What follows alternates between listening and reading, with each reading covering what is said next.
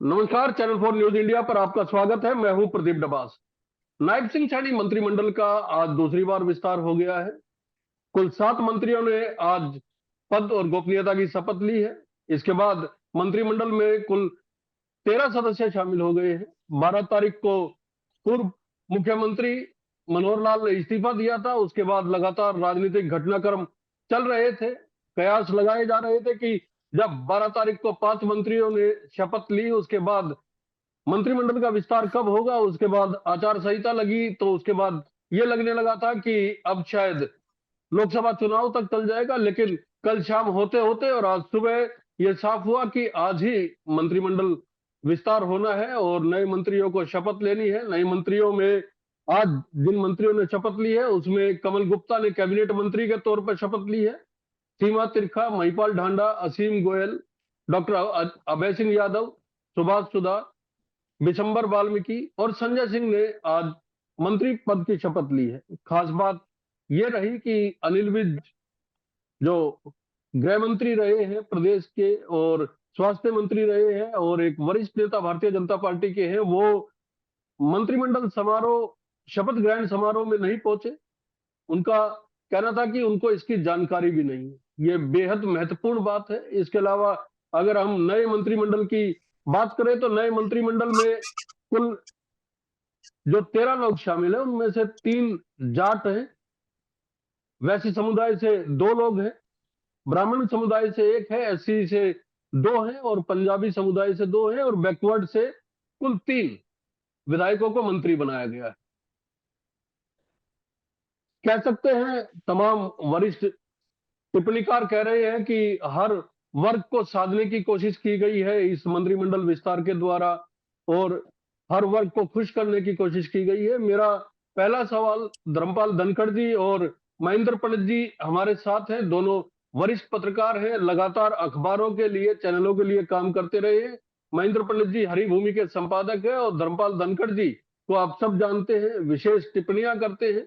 इनके लेख आलेख आप लगातार पढ़ते रहे हैं। धर्मपाल जी, मेरा सबसे पहला सवाल आपसे यही है कि अखबारों में मंत्रिमंडल विस्तार की खबरें आने के साथ ही और सब तमाम राजनीतिक जानकार कहने लगते हैं कि हर वर्ग को साधने की कोशिश की गई है। सवाल यह है कि क्या मंत्रिमंडल में वो लोग होने चाहिए जो लोगों का प्रतिनिधित्व करते हैं, जिनको जानकारियां हैं मंत्रालय संभालने की, या समाज विशेष, वर्ग विशेष से लोग होने चाहिए जिनको साधने की कोशिश की जाती है और इलेक्शन जीतने हारने का एक पैमाना बना लिया जाता है मंत्रिमंडल को।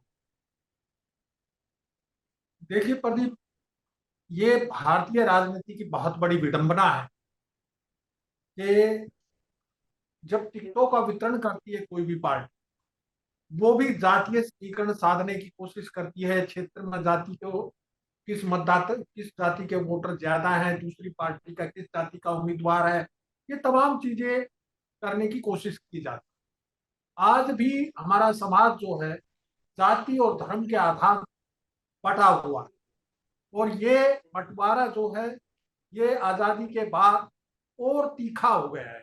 मैं जी। ये कहूंगा कि आजादी से तो कम था और अब और तीखा होता जा रहा है और निरंतर तीखा होता जा रहा है और जातीय और धार्मिक राजनीति का ध्रुवीकरण हो रहा है। और यही हमारे मंत्रिमंडल में भी देखने को आता है कि मंत्रिमंडल में भी जातियों को प्रतिनिधित्व देने की बात की जाती है। अब तो भारतीय राजनीति में विपक्ष ये भी कहने लगा है कि जातिगत आधार पर जनगणना होनी चाहिए, जातीय जनगणना होनी चाहिए।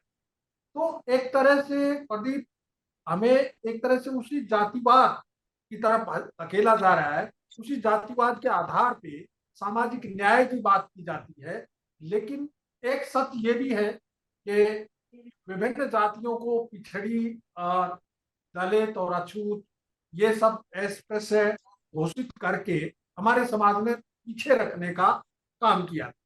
अब उसको आगे लाने की बात हो रही है कि भाई उनको बराबरी का दर्जा दिया जाए, लेकिन मुझे लगता है ये भी एक तरह से गलती राजनीति है। आज का हमारा विषय जो है वो हरियाणा में जो मंत्रिमंडल का गठन हुआ, विस्तार हुआ है, इस विस्तार को लेकर के है कि अब हरियाणा के मंत्रिमंडल को जातीय और क्षेत्रीय आधार पर संतुलित करने की कोशिश की है। जी और सरकार का दावा है वो कि उनका मंत्रिमंडल अब जातीय आधार पर पूरी तरह से संतुलित है, लेकिन मैं इसे धार्मिक आधार पर भी असंतुलित मानता हूँ।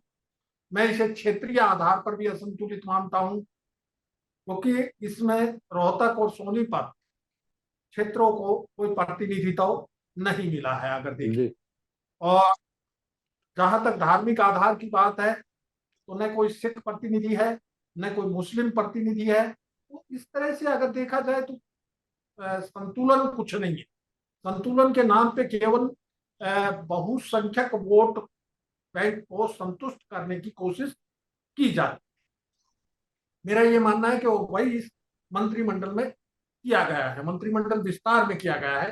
क्योंकि अगर मुस्लिम समुदाय को प्रतिनिधित्व दिया जाता तो उनको पता है कि बीजेपी को उनका वोट नहीं आता है, और वोट जो है उनका वो दूसरी पार्टियों की तरफ है, बीजेपी की तरफ नहीं होता है।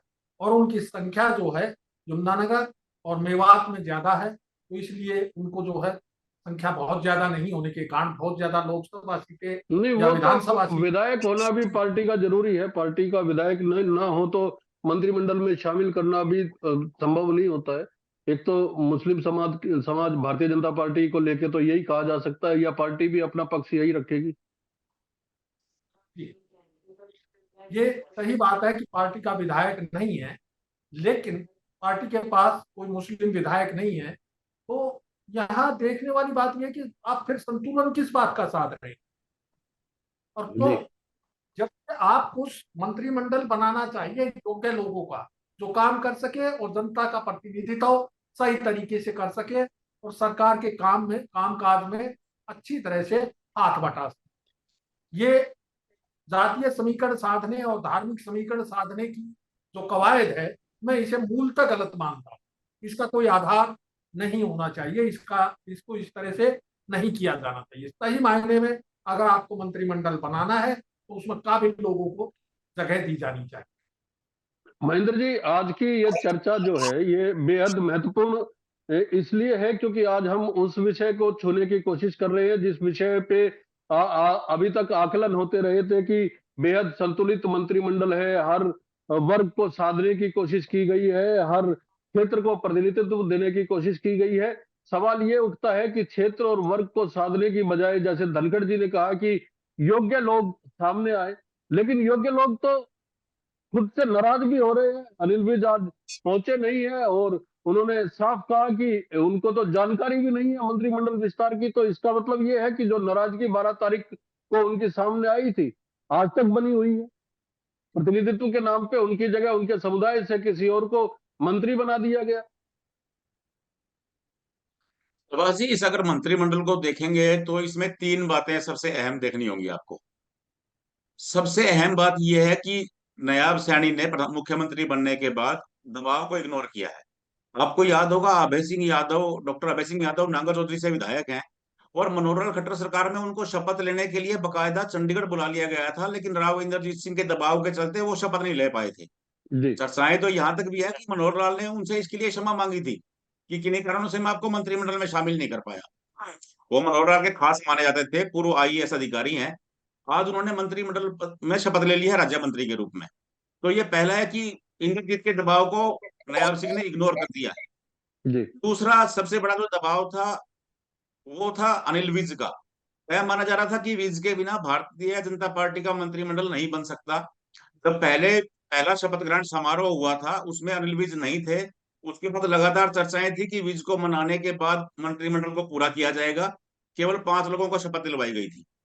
तो ये दूसरा झटका है, उन्होंने अनिल विज का दबाव भी नहीं माना है।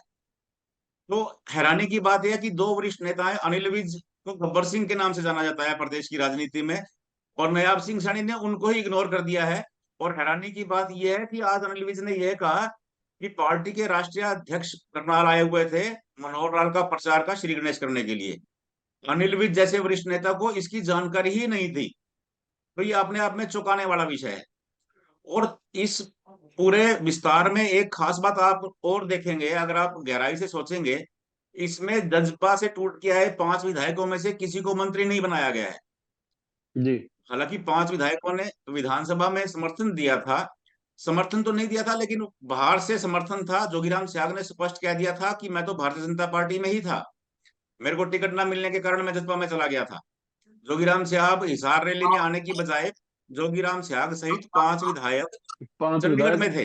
चंडीगढ़ में थे। हाँ, 5 विधायक। हाँ, और आज गोलाचिका उन से ईश्वर पांचों सिंह भी विधायकों में थे, से किसी रामनिवास को भी, सुरजाखेड़ा भी थे। हाँ, रामनिवास सुरजाखेड़ा भी थे, जोगीराम स्याग थे, बबली थे। हम्म। तो हैरानी की बात यह है कि उन पांचों में से किसी को मंत्री नहीं बनाया गया है। तो तय है कि भारतीय जनता पार्टी जजपा से रिश्ता खत्म नहीं किया है। भारतीय जनता पार्टी ने अभी दुष्यंत को पार्टी कतई भी नाराज नहीं करना चाहती। तो जैसा कि दुष्यंत मिलने भी गए थे मनोहर लाल से, आधा घंटा उनकी कबीर कुटीर में आधा घंटा तक चाय पानी चली थी, खूब एक दूसरे से मुस्कुरा रहे थे। तो कांग्रेस ने बड़े तीखे व्यंग कसे थे कि इनका जो ये गठबंधन टूटना है, ये नौटंकी है। तो आज एक संदेश यह भी गया है कि जजपा के किसी व्यक्ति को, किसी एमएलए को मंत्री ना बनाना, ये अपने आप में एक अलग कहानी कहता है। और एक सबसे खास नाम संजय सिंह का, सोना से विधायक हैं, उनको भी मंत्री बनाया गया है। बताया जी। जाता है कि वो भी इंद्रजीत के विरोधियों में शामिल है, वो भी इंद्रजीत का दबाव नहीं मानते हैं। तो तय है कि नयाब सिंह सैनी ने किसी भी नेता का दबाव नहीं माना है। हालांकि उनको राज्य मंत्री की शपथ दिलवाई गई है, लेकिन मंत्री जरूर बनाया गया है। और अनिल विज की पूर्ति करने के लिए सुभाष सुधा और सीमा त्रिखा को मंत्री बना दिया गया है। और खास बात एक, अगर आप वो देखेंगे कि अंबाला से ही विधायक है असीम गोयल, जी। अनिल विज के कट्टर विरोधी माने जाते हैं, उनको भी नायब सैनी ने मंत्री पद दिला दिया। तो इसका मतलब यह है कि अनिल विज अगर नाराज हैं तो वो नाराज ही रहेंगे। हालांकि वो बार बार कह रहे हैं कि मैं रूठा हुआ नहीं हूं, लेकिन साथ में यह भी कहते हैं कि किसी वरिष्ठ नेता ने मेरे से बात ही नहीं की है। और आज जो सबसे बड़ी हैरानी की बात हुई, चंडीगढ़ से निकले नायब सैनी, अंबाला में रुके, कार्यकर्ताओं ने उनका स्वागत किया। चर्चाएं ये थी कि वो विज के आवास पर जाएंगे, लेकिन वो सीधे राष्ट्रीय अध्यक्ष जेपी नड्डा के कार्यक्रम में चले गए। और वहां से वापिस आए तो भी अंबाला में 5-4 मिनट के लिए रुके, चंडीगढ़ गए, लेकिन उन्होंने अनिल विज के बारे में किसी से कोई बात नहीं की। महेंद्र जी, अनिल विज के साथ ये किस तरह की अनिल विज ने आरोप ये भी लगाया था कि उनका जो जनता दरबार लगता था हर शनिवार को, जिसमें रात 2-2 बजे तक फरियादी बैठे रहते थे, खुद अनिल विज वहां बैठे रहते थे, वो बंद करवाया जी गया। उस समय भी अनिल विज का ये बयान आया था कि जो लोग उनकी लोकप्रियता, या जो लोग नहीं चाहते उन्होंने बंद करवाया। लोकप्रियता का सवाल तो बाद में उठा था कि अनिल विज का जनता दरबार जो है वो किसी भी दूसरे नेता से ज्यादा लोकप्रिय है। उसमें मुख्यमंत्री पूर्व मनोहर लाल जी भी शामिल है, उनके जनता दरबार से भी ज्यादा जी प्रसिद्ध जी हो गया है, या लोग उस पर भरोसा ज्यादा करने लगे अनिल विज के जनता दरबार पे। इसके अलावा पिछले जी। जो टेन्योर था 14 से जो है 19 तक का, उसमें उन्होंने किस ये तक? कहा था कि उनकी सीआईडी करवाई जा रही है, उनकी जासूसी करवाई जाती है। तो अनिल विज के साथ ये किस तरह की 2 टर्म में लगातार राजनीति हुई है, थोड़ा उस पे अगर हम बातचीत करें तो क्या मतलब अनिल विज को शुरू से ही किनारे करने की एक एक प्रयास किया जा रहा था क्या? प्रवासी, अगर आप गंभीरता से देखेंगे, जब वो पहले कार्यकाल में मंत्रिमंडल में थे, वो हॉस्पिटलों की पानी की टंकियां चेक करते थे, किसी भी अधिकारी को सस्पेंड कर देते थे। आईपीएस कालिया के साथ उनकी सार्वजनिक रूप से भिड़ंत हो गई थी, जी। अगर आपको ध्यान हो। तो वो एक जनसुनवाई के दौरान एक एसपी से भिड़ गए थे। तो उन्होंने अच्छा, कहा था कि अब शराब तस्करी एसपी की निगरानी में होती है। जी। तो उन्होंने यह भी कह दिया था, जबकि उन्होंने, एसपी ने बकायदा कार्यक्रम के बीच में ही कह दिया कि आप क्या चाहते हैं कि तस्करी करने वाले को गोली मार दी जाए। तो बड़ी तल्ख टिप्पणी हुई थी। तो ये बात सही है कि अनिल विज खासे लोकप्रिय हैं प्रदेश की सियासत में, प्रदेश के लोगों में। उनका दरबार जो चलता था उसमें हजारों की लोग भीड़ आती थी। लेकिन आपको यह भी नहीं भूलना चाहिए कि अनिल विज जो आदेश जारी कर देते थे किसी भी मंत्रालय के कर्मचारी या अधिकारी को सस्पेंड करने का, उससे मुसीबत खड़ी हो जाती थी। इवन कि कई बार मुख्यमंत्री को भी असहज होना पड़ा। उन्होंने इसी कार्यकाल के दौरान स्वास्थ्य विभाग की फाइलों पर हस्ताक्षर करने से मना कर दिया था। लगातार 48 दिनों तक ये चलता रहा और वहां फाइलों के ढेर लगने शुरू हो गए। तो उनका कहना था कि एक अधिकारी को लगा रखा है जो बार बार मेरे काम में, कार्य में हस्तक्षेप करती है। बाद में उसी अधिकारी को एसपीएससी में एडजस्ट किया गया, तब अनिल विज जी माने। हाँ, तो कई ये बात कई सही है कि कई अनिल विज आईओ की कर, कई आईओ सस्पेंड करने का उन्होंने आदेश जारी किया था, लेकिन सस्पेंशन नहीं होने के बाद उन्होंने अपनी नाराजगी भी जताई थी। मेरे ख्याल में 2 दर्जन नाराजगी से भी ज्यादा जताई। आई। जी। जी जी जी। तो अनेक बार ऐसा ऐसा हुआ कि वो किसी भी विभाग के किसी भी अधिकारी को सस्पेंड करने के आदेश जारी कर देते थे। वो मुख्यमंत्री के लिए परेशानी का सबब बन जाती थी। हालांकि गृह मंत्री रहते हुए उन्होंने यह भी ऐलान कर दिया था कि सीआईडी गृह मंत्रालय के अधीन होनी चाहिए, जबकि मुख्यमंत्री ने दो टूक कह दिया था कि सीआईडी मुख्यमंत्री के पास ही रहेगी। तो इसमें भी काफी विवाद हुआ था, आपको याद होगा। 1 महीना तक ये कंट्रोवर्सी चलती रही थी। तो बाद में मनोहर लाल ने उनको बुला करके समझाया था, तब लेकिन मामला शांत सवाल हुआ तो था। ये है कि अनिल विज अगर नाराज है तो इसका भारतीय जनता पार्टी पे आने वाले लोकसभा और विधानसभा चुनाव के मद्देनजर कैसे देखा जाए? बड़े नेता हैं, लगातार विधायक जी बनते जी रहे, 6 बार के विधायक, जी और उस समय भी विधायक थे जब भारतीय जनता पार्टी के 2 या 4 विधायक चुन के आते थे, और दोनों जी। सरकारों में मंत्री भी रहे। अब वो बाहर हैं। नहीं, आपको यह नहीं भूलना चाहिए, भूपेंद्र सिंह हुड्डा के 10 साल के कार्यकाल के दौरान एकमात्र अनिल विज ही थे जो झंडा बुलंद किए रहते थे विरोध का। जी। भारतीय जनता पार्टी की जड़े जमाने में अनिल विज के योगदान को कतई इग्नोर नहीं किया जा सकता। लेकिन अब अनिल विज का जो तेवर है, जो अनिल विज की कार्यप्रणाली है, वो भाजपा नेताओं के लिए परेशानी का सबब बनने लगी थी। ये बात कतई, इस बात से कतई इग्नोर नहीं कर सकते कि अनिल विज जैसा नेता भारतीय जनता पार्टी के पास दूसरा नहीं है, जो प्रदेश में इतना लोकप्रिय हो। हालांकि अनिल विज कभी प्रदेश अध्यक्ष नहीं रहे हैं, मुख्यमंत्री भी नहीं बने हैं, लेकिन उनकी कार्यप्रणाली को आम जनमानस पसंद करता है। आम जनमानस जिसका काम नहीं होता है, उसे लगता है कि अनिल विज काम करवा देंगे। अगर अब मैंने अंबाला में उनका एक दरबार देखा है, जहां 4 से 5 हजार लोगों का क्राउड था। वो किसी भी अधिकारी को तुरंत फोन करते थे और तुरंत आदेश देते थे कि ये काम हो जाना चाहिए। तो वो खुद बोला करते थे कि मैं गब्बर सिंह हूँ और मेरे से ही डरते हैं अधिकारी। आप ये क्यों बोल सकते हैं कि इसी कार्यकाल के दौरान अफसरशाही इतनी हावी थी, मनोहर लाल सरकार के दौरान अगर ज्यादा इमेज खराब करने का काम किया तो अफसरशाही ने किया। और एकमात्र मनोहर लाल ही ऐसे मंत्री थे जिनसे अफसरशाही डरती थी। लेकिन अब मनोहर लाल इस सरकार में है नहीं, तो देखना पड़ेगा कि सरकार कैसे काम करती है। धनखड़ जी, बड़ी महत्वपूर्ण अनिल विज को लेकर चर्चा हुई, लेकिन महेंद्र पंडित जी ने बेहद महत्वपूर्ण एक बात ये कही कि जननायक जनता पार्टी के किसी विधायक को, जबकि 5 विधायक पार्टी से ये कहा जा सकता है कि टूट चुके हैं, और टूट के उन्होंने समर्थन देने की घोषणा कर दी भारतीय जनता पार्टी की सरकार को। एक बात, उसमें से कोई विधायक मंत्री नहीं बना, जबकि पिछली सरकार में तो अनूप धानक भी मंत्री थे, और खुद दुष्यंत चौटाला, जो अब तो खैर नहीं है उसमें, और देवेंद्र बबली भी मंत्री थे। एक बात तो कही, ये जिस तरह के आरोप कांग्रेस पार्टी की ओर से लगाए जा रहे हैं या दूसरे विपक्ष की ओर से, इंडियन नेशनल लोकदल की ओर से भी ये बात कही गई कि ये एक फ्रेंडली मैच है, और जो गठबंधन टूटा है वो सिर्फ इसलिए टूटा है कि वो एक वर्ग विशेष के वोट बैंक को जो है वो स्प्लिट कर दिया जाए, बांट लिया जाए अलग अलग पार्टियों में, इसलिए ये टूटा है। और इसका इसका कहीं एक इंडिकेशन या संकेत आज के मंत्रिमंडल विस्तार से भी मिल रहा है कि अगर मुलाकात होती है 2 दिन पहले दुष्यंत चौटाला और पूर्व मुख्यमंत्री मनोहर लाल की, और उसके बाद जो डिजर्व करते हैं अपने आप को, वो मानते हैं वो विधायक की हम डिजर्व करते हैं, हमने सरकार को समर्थन दिया है दूसरी पार्टी में होने के बावजूद, रिस्क लिया है उन्होंने, तो व्हिप का भी उल्लंघन किया। एक बात, दूसरी बात, निर्दलीयों में से सिर्फ एक रंजीत चौटाला मंत्री बने, उन वो वरिष्ठ हैं और वो डिजर्व भी करते थे, लेकिन नाम तो कई विधायकों के थे। उनको अब कैसे एडजस्ट किया जाएगा, जिस क्षेत्र का वो प्रतिनिधित्व करते हैं उनको कैसे एडजस्ट किया जाएगा? तो एक तो जननायक जनता पार्टी के विधायकों का और एक निर्दलीय विधायकों का, 2 सवाल आपके पास है। अभी प्रदीप, जहां तक जननायक जनता पार्टी के विधायकों की बात है, उन्होंने बाहर से समर्थन दिया है। अभी तक उन्होंने जननायक जनता पार्टी छोड़ी नहीं है, यानी जननायक जनता पार्टी का अभी तक डिफेक्शन विधिवत नहीं हुआ है। तो ऐसी स्थिति में बीजेपी उनको मंत्री पद नहीं दे सकती।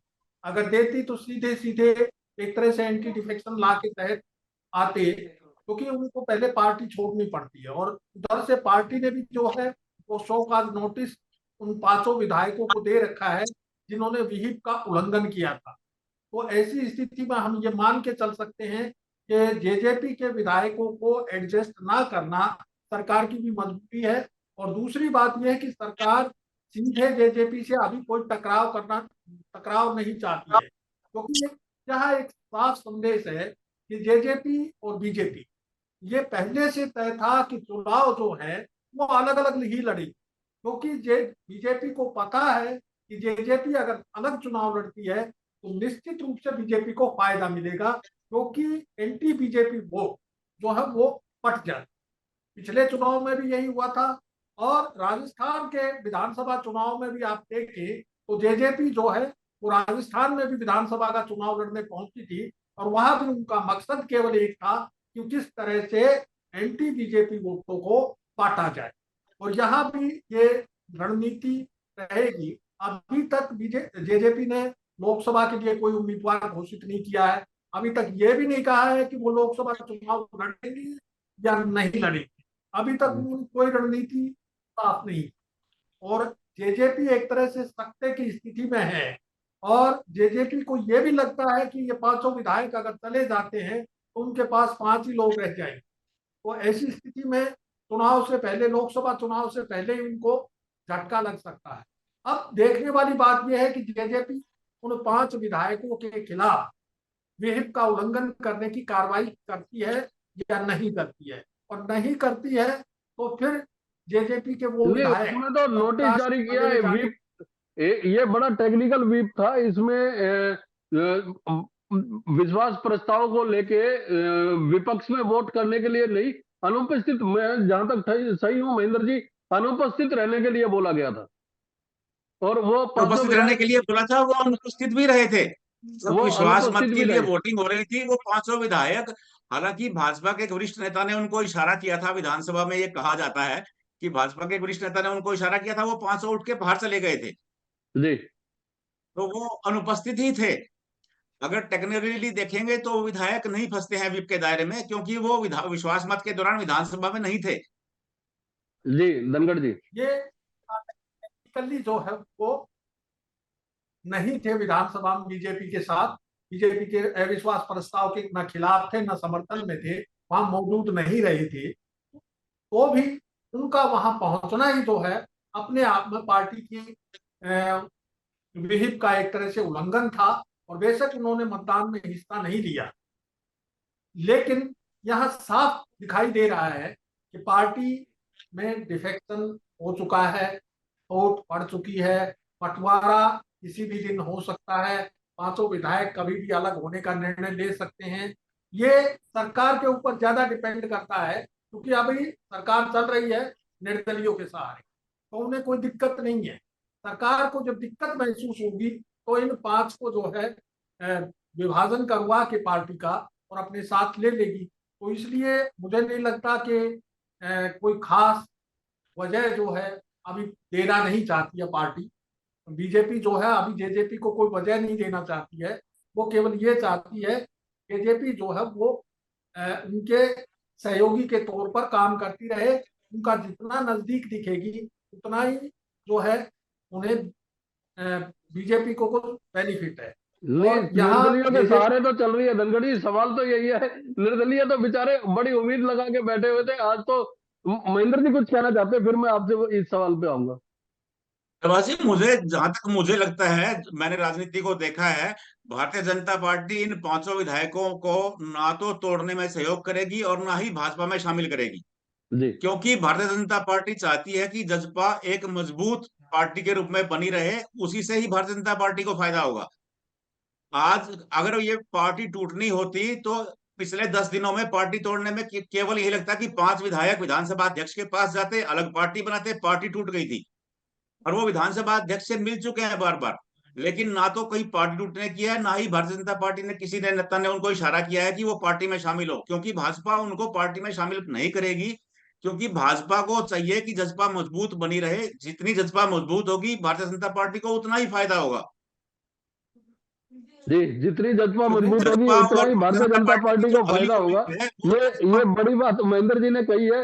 बात जज्बा से निर्दलियों पे आ गई। निर्दलियों में तो बड़े आज धनखड़ जी मीम आए हैं, चुटकुले आए हैं, सुबह से यही सब कुछ चल रहा है सोशल मीडिया पे। कम से कम हरियाणा के निर्दलीय जिन्होंने समर्थन दिया है सरकार को, यहाँ तक भी मीम आए हैं कि आज इनके घर में जो है वो कलेश भी हो सकता है। इस तरह के हल्के मीम है, लेकिन आ रहे हैं सोशल मीडिया पे, लोग बात कर रहे हैं। वो जी निर्दलियों को लेकर तमाम तरह की चर्चाएं ऐसी चल रही है। तो निर्दलियों के साथ ये जी क्या क्या वो हुआ है धनखड़ जी, ये समझाने की कोशिश करें दर्शकों को। देखिए इस तरह से जो है बीजेपी दोनों काम साध रही है। जी एक तरफ वो जेजेपी पे भी दबाव बनाए हुए है कि तुम्हारी पार्टी टूट सकती है, दूसरी तरफ वो निर्दलियों पर भी दबाव बनाए हुए है कि तुम चले जाओगे तो हमारे पास जेजेपी की ये 5 विधायक आ जाएंगे, तुम्हारी चिंता कर परवाह नहीं है। इसलिए आप देखेंगे कि एक निर्दलीय को मंत्रिमंडल में शामिल किया गया है, लेकिन बाकी जी को जो है इग्नोर कर दिया गया। इसका कारण यही है कि बीजेपी जो है वो निर्दलियों के दबाव में नहीं, उनका दबाव जो है वो जेजेपी के विधायकों के कारण वो दबाव मुक्त हो गई है। तो ऐसी स्थिति में बीजेपी के दोनों हाथों में लड्डू है। एक तरफ वो जेजेपी को मजबूत दिखा रही है ताकि वोटों का बंटवारा अच्छे से हो, और दूसरी तरफ वो निर्दलियों को भी बता रही है कि देखिए ज्यादा बोलोगे तो जेजेपी के विधायकों का समर्थन हमें है और तुम लोग जा सकते हो। इसलिए वो भी किसी ब्लैकमेल करने की स्थिति में नहीं है। दूसरी बात, एक चर्चा अभी जी मैंने भी की थी और आप भी कर रहे थे, अनिल विज। अनिल विज बुजुर्ग हो चुके हैं और बुजुर्गों को ठिकाने लगाने का काम नरेंद्र मोदी जी लगातार कर रहे हैं, और ऐसे में अनिल विज ने जो नखरा दिखाया है उसको मनाने की कोई जरूरत मैं समझता हूँ नहीं रही। और असीम गोयल को उनके स्थान पर मंत्रिमंडल में लेकर के अंबाला को प्रतिनिधित्व दे दिया, पंजाबी वर्ग को प्रतिनिधित्व दे दिया, और अनिल विज को बता दिया कि अब आप जो है आराम से बैठिए, और संभवतः हो सकता है कि अगले विधानसभा चुनाव में टिकट भी ना दिया जाए, उन्हें रिटायर कर दिया जाए।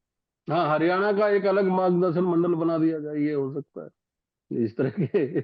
मैं महेंद्र जी वापस उसी सवाल पे आता हूँ आखिर में, जिससे शुरुआत की थी। मंत्रिमंडल में वर्गों का प्रतिनिधित्व, क्षेत्रों का प्रतिनिधित्व या काबिलियत को प्रतिनिधित्व, ये बड़ा सवाल है। ये कैसे आका जाए, क्योंकि सरकार तो कहेगी कि हमारे सारे मंत्री काबिल हैं। आप कैसे सवाल उठा सकते हैं कि जिनको मंत्रिमंडल में शामिल किया गया है वो काबिल नहीं है? सरकार तो कह सकती है कि हमने काबिल लोगों को बनाया है, लेकिन जो धरातल पे दिखता है वो ये है कि क्षेत्रों को साधने का प्रयास किया गया है, जातियों को साधने का प्रयास किया गया है। क्या ये परंपरा प्रभाष हमेशा बनी रहेगी? जिस तरह से जब से, जैसे धनखड़ जी ने बताया कि जब से आजादी मिली है और उसके बाद से सरकारों का गठन होने लगा है, तब से ये इस तरह की परंपरा को निभाया जा रहा है। प्रभाष जी, ये ना एक देश के साथ विडंबना है, खाली हरियाणा ही नहीं, हर जगह ऐसा होता है। और हरियाणा की तो खासकर बात है, हरियाणा के एक मंत्रिमंडल में, मैं शायद अब नाम नहीं लेना चाहूंगा, एक डॉक्टर मंत्री बने थे, लेकिन उनको हेल्थ विभाग ना दे करके उनको कोई और विभाग दे दिया गया था।